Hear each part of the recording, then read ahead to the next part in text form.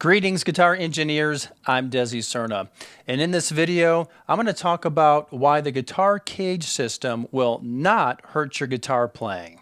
If you're learning how to play chords and scales on the guitar, at some point you're going to come across the so-called cage system. And while most of the information on this topic is positive, there are a few cage detractors out there that try to convince you that using the system is somehow going to hold you back and hurt your guitar playing. Well, I'm going to explain how that's not true, and you don't need to listen to those critics. Perhaps this is just the sort of thing you need to be hearing right now, or maybe your guitar playing needs attention in other areas. If you need help determining what you should specifically be working on right now in order to get your guitar skills in order and move forward with your playing, go to my website, guitarmusictheory.com, answer the question I ask you about your playing, and I'll send you free custom video instruction calibrated to your current level. All right, let's dive in. So the controversy regarding this cage system, at least with a few people at least, is in regard to how we learn major scale patterns on the fretboard. There's a couple different ways that you can arrange the notes to make different patterns, and some of them don't work well for specific techniques, and so people try to warn you against using patterns that don't work well for those techniques. But of course, they're overlooking the fact that A, some people may not be interested in those techniques, and B, there's no reason why you can't learn a variety of scale patterns and then use the ones that are most appropriate for each song that you play or each technique that you are using. Now, if you're still a beginner guitar player, then you're really getting ahead of yourself by getting into this topic. You really want to kind of back up and learn basic chords and learn how to play simple songs and maybe some simple riffs and just kind of memorize stuff from tab and get your playing skills in order. Once you can play along with a lot of songs, then you can actually start working on scales and maybe learning some music theory and that sort of thing. All right, so in order to explain this topic and why some people criticize the cage system, I have to explain major scale patterns and the way that they would be used and learned on the guitar fretboard. So, to get started, let me just play a couple of examples of songs that would feature major scales, like for example, Friend of the Devil by Grateful Dead.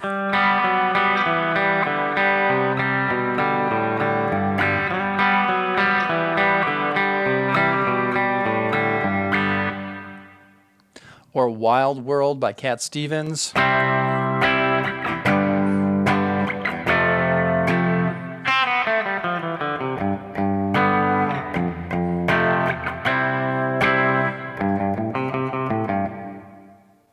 Maybe La Bamba.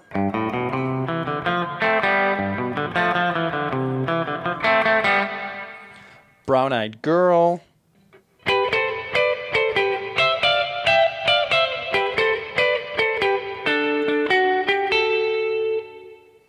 Crazy Train.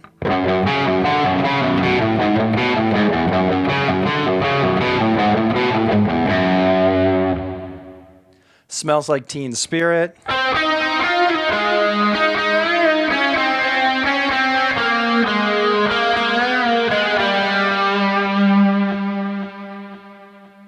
And many others. So songs will use major scales to play melodies, riffs, and even guitar solos. Sometimes they're directly in a major scale. Sometimes they're using a mode of the major scale, such as the natural minor scale. So guitar players learn scale patterns because we want to learn how to play riffs and solos and melodies on the fretboard. You could just memorize riffs and solos from tablature, but a good guitar player is going to understand the scales he's using, the key he's playing in, how the scales relate to the chords, and this is what makes it easier to learn music or compose and improvise your own music.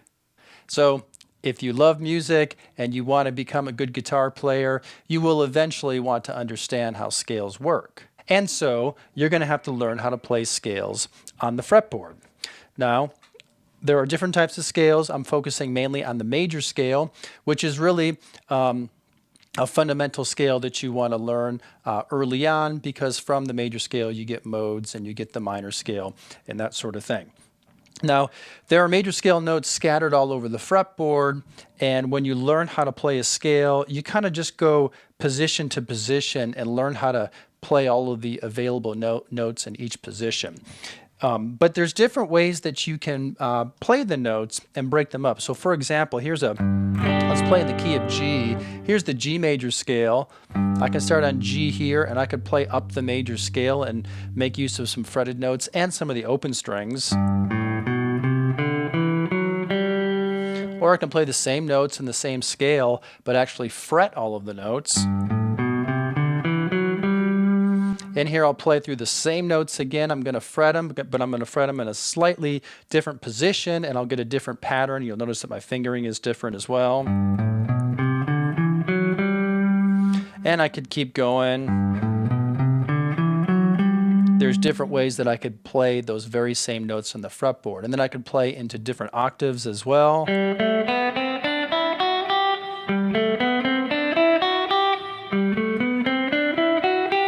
I could even just play horizontally up a single string.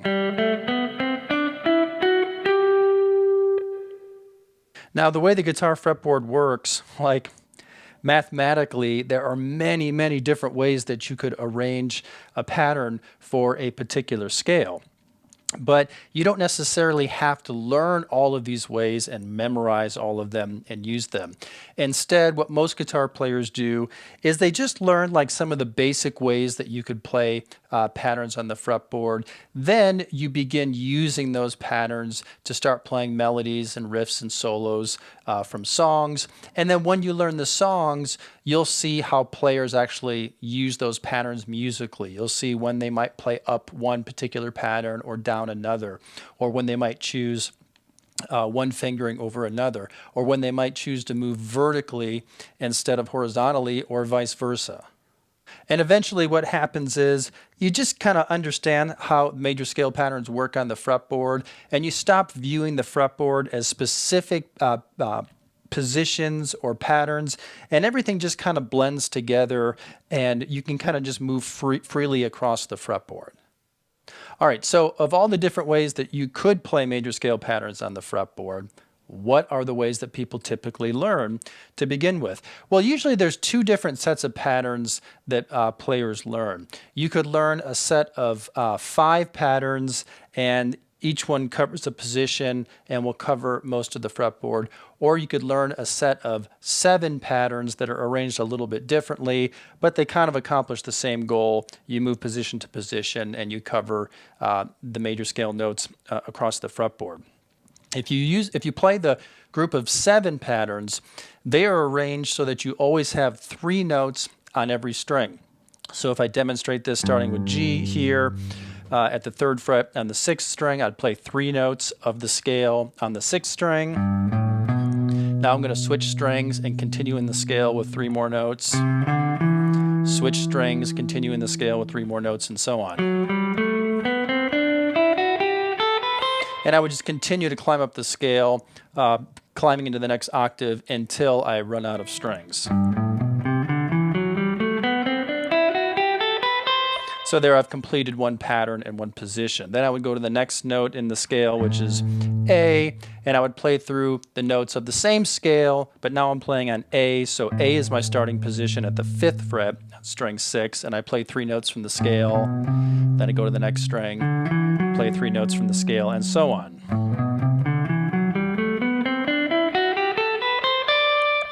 And then you can just go position to position and do that, and each pattern is going to be a little bit different, and each pattern is starting on a different note in the scale.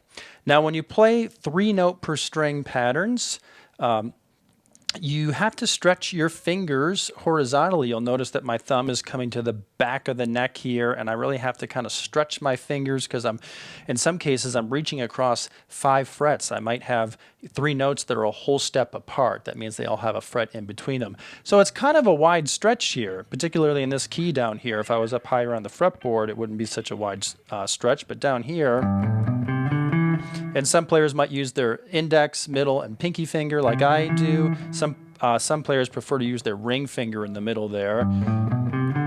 That doesn't work as well for me, but it just depends on which finger more naturally rests over that note in the middle, and for me it's my middle finger by far. So this is kind of a big stretch. So this can be intimidating to players that have small hands or players who have difficulty stretching their fingers. Fortunately, this is just one major scale pattern option, and you don't necessarily need to use it. So let's talk about the other option. That was the set of 5 patterns. And so they're considered to be a little bit simpler, and the notes are arranged in a manner where you stay typically within a range of 4 frets, and so they're kind of in a tighter group. So same key, same scale, starting on the same note, but just arranging the notes a little bit differently. I'm going to stay all in between frets 2 and 5 here. I'm starting at G at the 3rd fret on the 6th string. All right, so less stretching here, and then I can go position to position and use these particular patterns. And you don't need to know these or memorize these right now. That's not the purpose of this lesson. I'm getting at explaining why people criticize the CAGED system and why I don't think that criticism is necessary.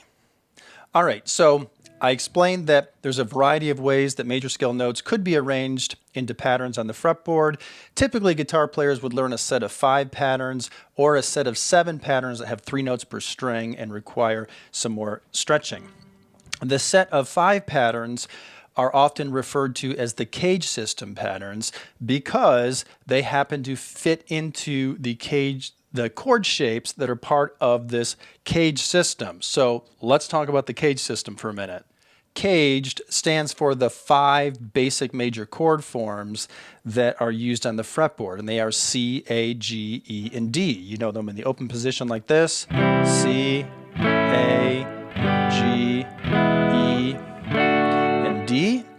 Well, those chord shapes can actually be used elsewhere on the fretboard, and perhaps the easiest way to do this is just get yourself a capo, and if I clamp the capo onto the 1st fret of the guitar and play through those chord shapes again, the C shape, A shape, G, E, and D. Of course, I've changed these chords now to C sharp, A sharp, G sharp, E sharp, D sharp, and so on. But you can move the capo around and use those same basic shapes that we call the C shape, the A shape, the G shape, the E shape, and the D shape to play chords, different types of chords, types of major chords all over the fretboard. And so on. That's with the capo. That's probably the easiest way to finger them. However, that's not what guitar players do. They typically would do that without the capo. So if I go back to the open position, here's a C chord. Well, I could put my index bar with my index finger at the 2nd fret, and then pretend it's a capo, and with my remaining fingers build a C shape, or an A shape, or a G shape, or an E shape, or a D shape. So you could do that. It's actually kind of difficult. If you've tried it, you know that it's kind of difficult. But fortunately, what players do is they only play portions of these chord shapes. So they might do the C form just like this. Well, that's a much easier and more manageable fingering. I'm not doing the whole thing. I don't have to bar all the way across the fretboard. It's got a nice sound too. For the A, that's no trouble. For the G, I might do something like maybe this, just the top portion of it. The E is actually a standard bar chord like the A, and then the D, I might just do the top portion of it like this. And I can move these around the fretboard. And this is what players do in music. If you're listening to popular styles of music, you are hearing guitar players move around the fretboard, and they're playing mostly basic major and minor chord shapes that are all forms that originate in the open position, but they're moving them around and they're playing different portions of them.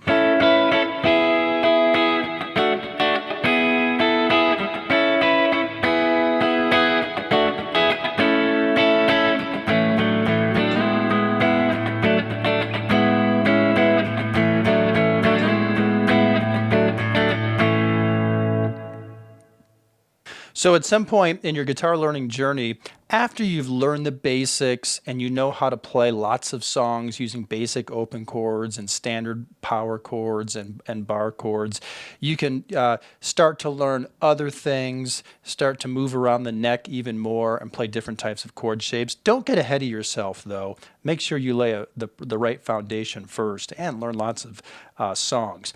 But at some point, if you really want to get to know the fretboard better and really understand all the different ways that players would use chords on the fretboard, it's good to kind of map out this caged chord system. And I should say that we call this the caged chord system. At some point, someone coined that term, and it became an official term. But this caged system is not something that anyone ever invented. It's the natural way that chords are formed on the fretboard, and we've just recognized that this is how chords are formed on the fretboard, and we put a name to it because it contains 5 chord shapes that we call C, A, G, E, and D, so why not call it caged system? But it's not something that someone made up or invented. It's just the way the fretboard naturally works.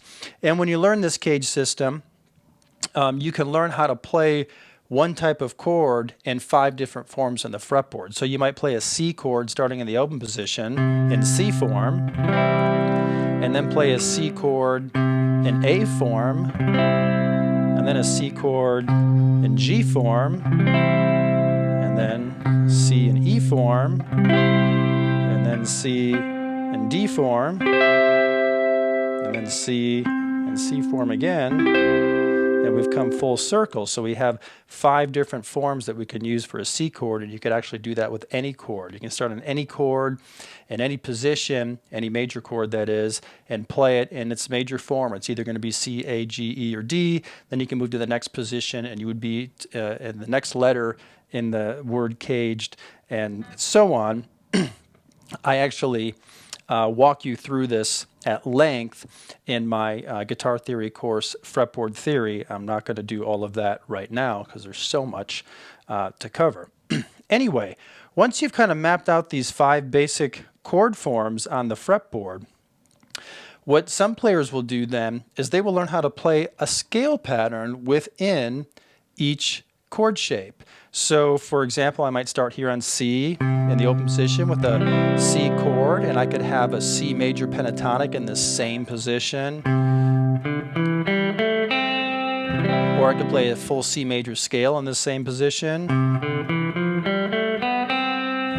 And I'm arranging this scale pattern so that I stay in the same position as the chord shape, and then I can go to the next caged chord form. This is C in A form.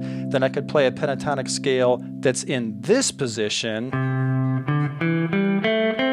or a full major scale pattern that's in this position, and so on. Next I could play C in G form. There's a C chord in G form. Here's a C major pentatonic scale that fits in the same position as this chord form, or a full major scale. And sometimes you have to reach a little bit out of the chord position just to complete the major scale in particular. And so on. I could go position to position and do the same thing. And this is useful because it's a way that you can learn chord shapes and how they connect on the fretboard. And then you can also learn scale patterns and how they're connected on the fretboard. This also helps you see the relationship between chords and scales. So if you're playing a C chord, you know, a piece of music that's based on a C chord, it's nice to know that you've got that pentatonic or that full major scale right under your fingertips if you want to embellish the chord or play a melody or a riff or something.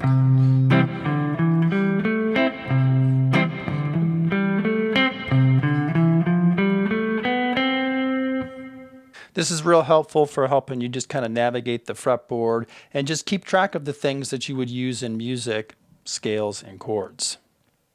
Okay, so now you understand that you could go chord form to chord form in the CAGED system, and you could work out a scale pattern that fits in the same position with each chord.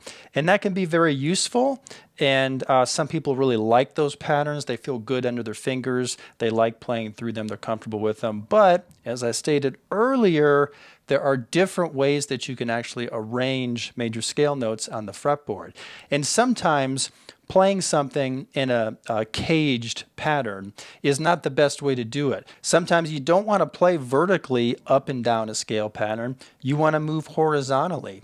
Or maybe it makes more sense for you to stretch and play more notes on a string, like 3 notes per string. So the caged patterns are just one option, and they are not something that you need to use all the time, and there's no rule that says that you must use them. As I mentioned earlier, when a player actually gets good at using scales, they stop thinking about being in a specific pattern, and they certainly don't confine themselves to a specific pattern.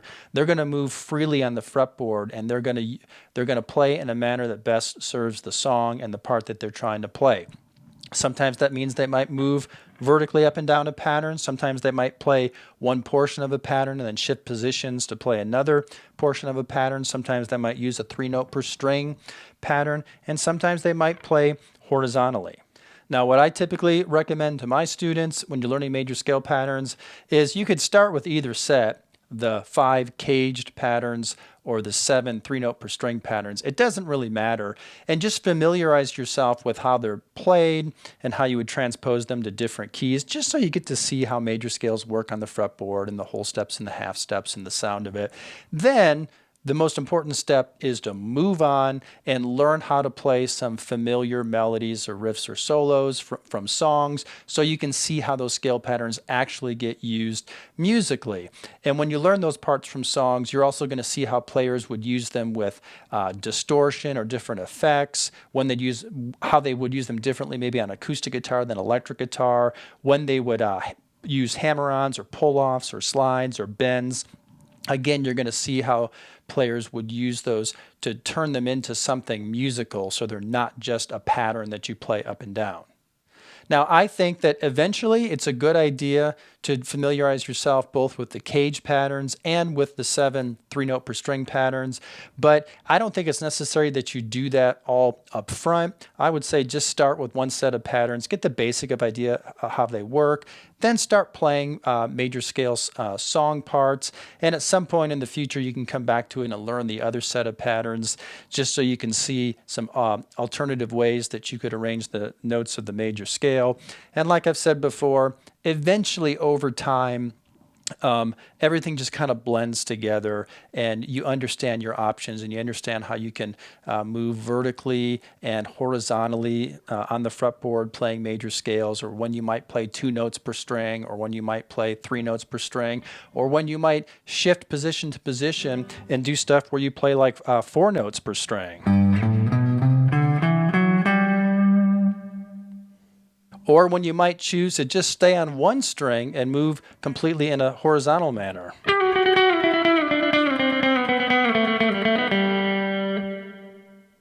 You're going to figure this stuff out in time as you just familiarize yourself with the different patterns and, most importantly, learn major scale parts from songs.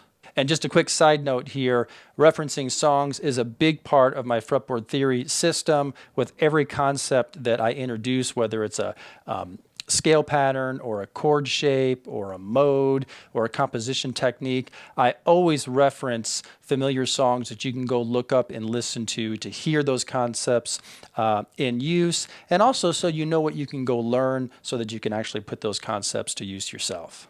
All right, so these so-called caged patterns are one option. They're an option that I recommend. They're an option that I use. They're an option that most guitar players use. So why then do we have these critics that have posted these blog posts and stuff where they warn you that using the CAGED system is going to be detrimental to your playing and harm your progress? Well, first of all, I would point out that this criticism actually comes from one source, and then this source has students that are out basically parroting the same thing.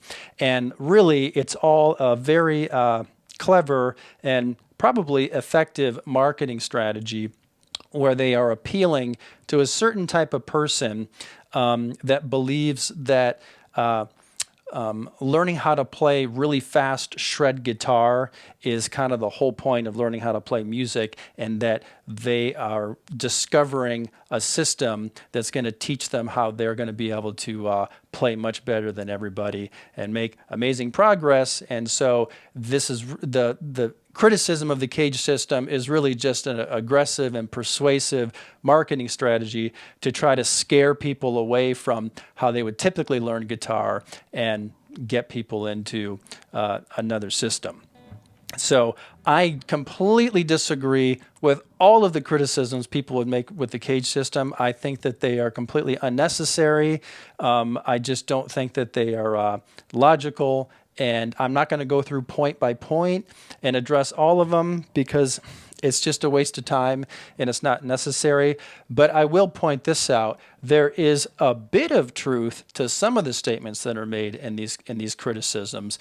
And that would be that they would say that the CAGED patterns don't always work well if you're trying to play fast, or if you're trying to use a particular alternate picking scheme that is used to play fast and like shred style music, like heavy metal and neoclassical and stuff.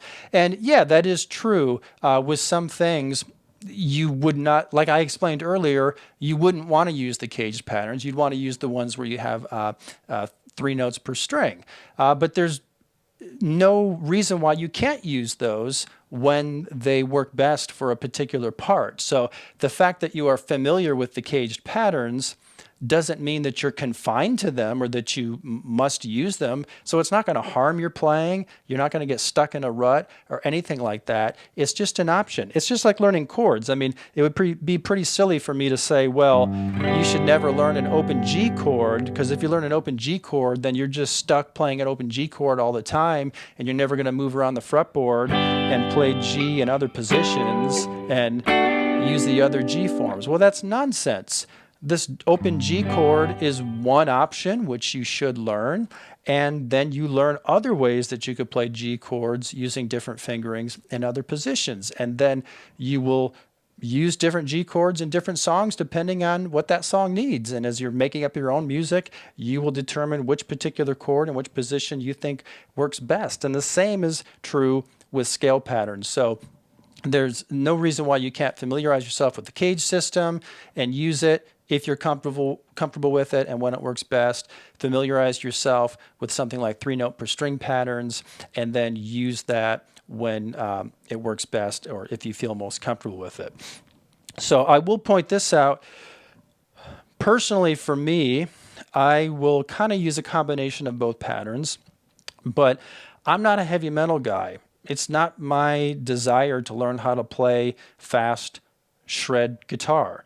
You know, I kind of admire the technique, and there's some, songs in that genre that I enjoy, and there's some players who have pretty exceptional technique, and I kind of admire it. But it's not really like my main objective as a guitar player, and it certainly is not the main objective of the vast majority of my students that I've taught over the years. So, most of my students just want to learn how to play popular music, like some of these examples that I gave you earlier, and they are playing things like Brown Eyed Girl,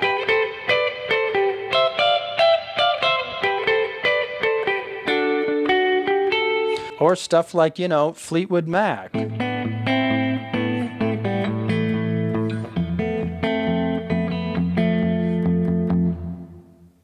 or John Fogerty,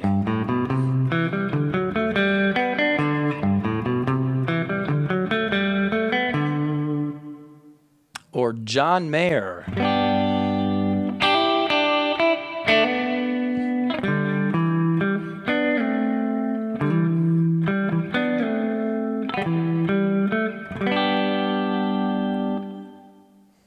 or the Allman Brothers Band.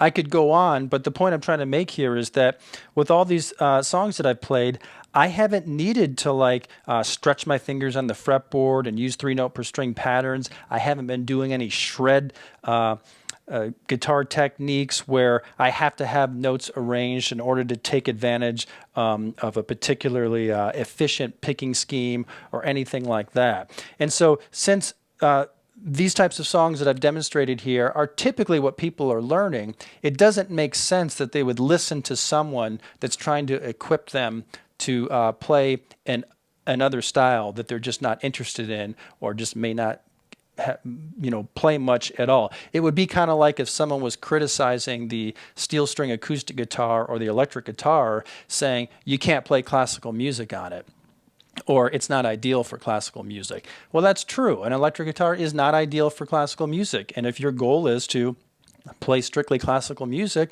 then yes, you should get a nylon string classical acoustic guitar. But if you're like most people, you might appreciate classical music a little bit, but you are generally listening to pop and rock and classic rock and that sort of thing. And so you want to have a steel string acoustic or an electric guitar because you're playing, the type of songs that you would typically hear on top 40 and classic rock radio stations. So you wouldn't want to listen to someone that was trying to say getting an electric guitar is going to be detrimental to your playing. Likewise, if there's some metalhead out there that's trying to convince you that you have to learn scale patterns in a particular way because it's the only way you're going to be able to make use of the efficient picking schemes that allow people to play shred guitar.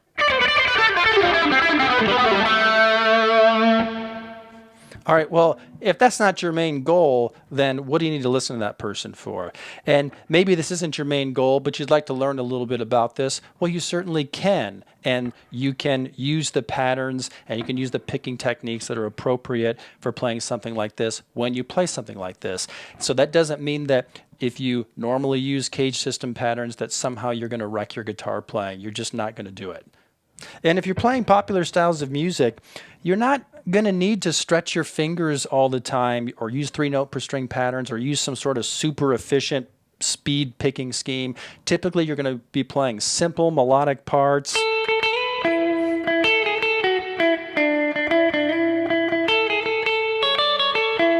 Or you're going to be using pentatonic scale patterns and playing pentatonic stuff.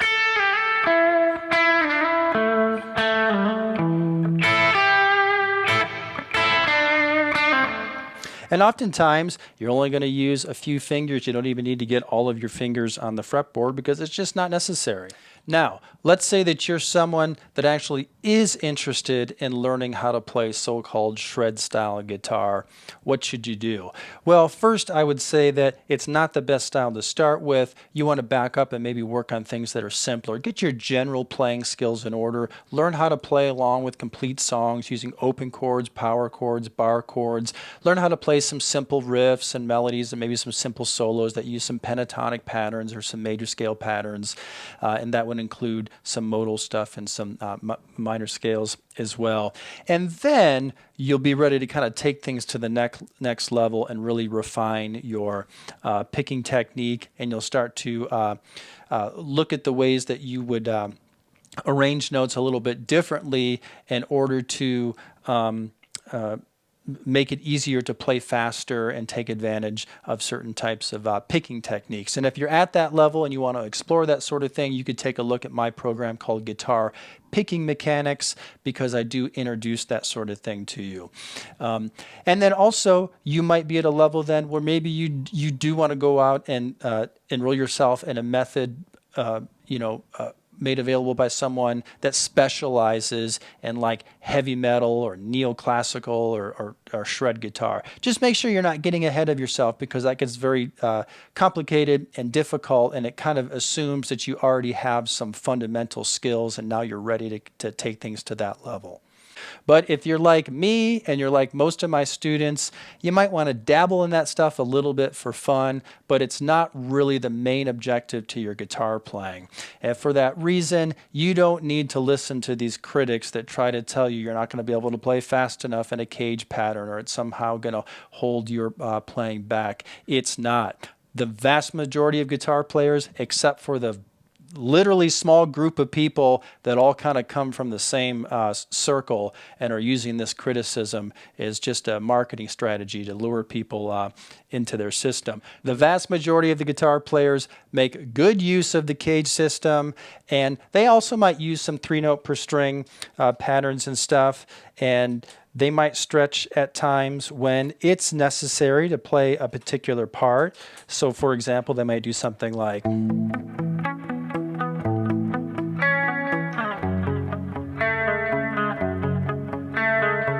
Andy Summers from the Police would use some stretchy chords and stuff. So you might want to familiarize yourself with how those are played if you want to play in that style.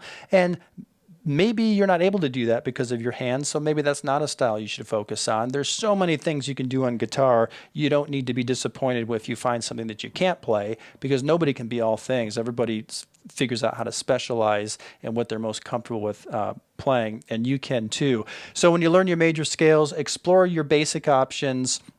And then as you move forward with your playing and start making music, you can just use those patterns that work well for each situation that you face, and make sure that you're learning a lot of songs, because that's really how you're going to see how other players have turned those patterns into a musical part, and you're going to see how they arrange the notes and how they move from position to position and use different techniques and stuff. So don't overlook that most important step.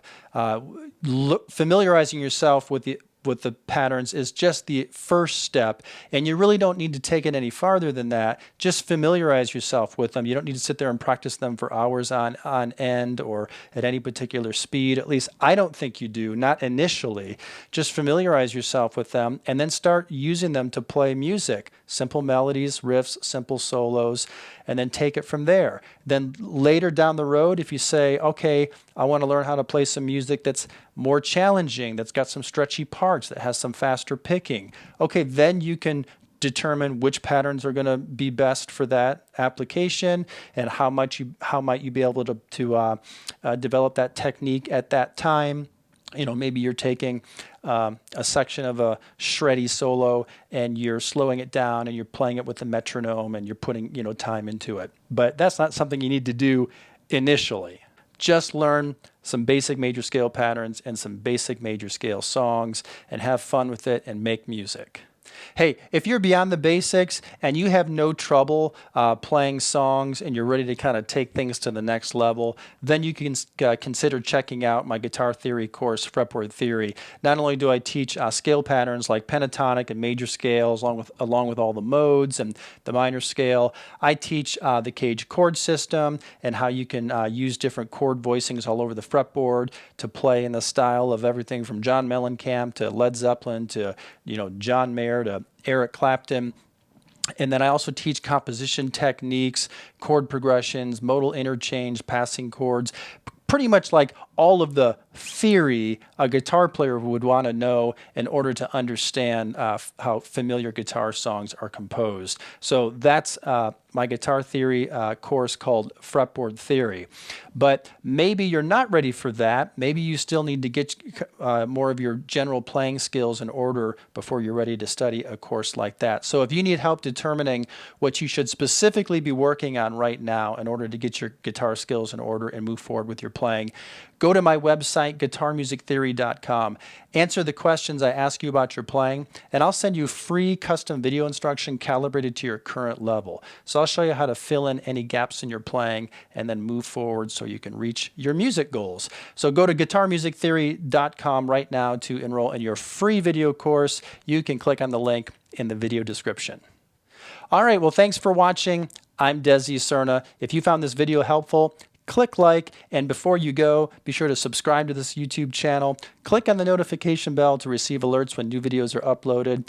Then keep playing and stay tuned for more.